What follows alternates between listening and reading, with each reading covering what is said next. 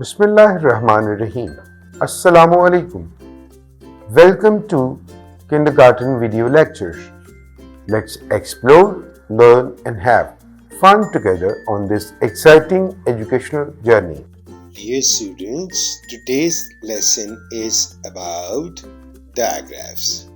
Two letters that make one sound is called a digraph, like ch, sh, th, k, p, g, v, ch.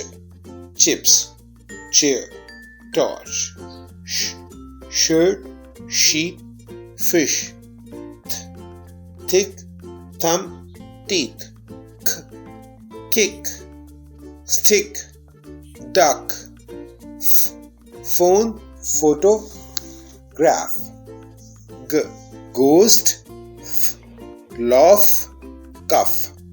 G has different sounds like f and g. V, wheat, whistle, whale.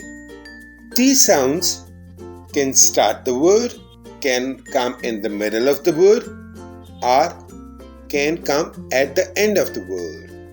See you in the next lesson.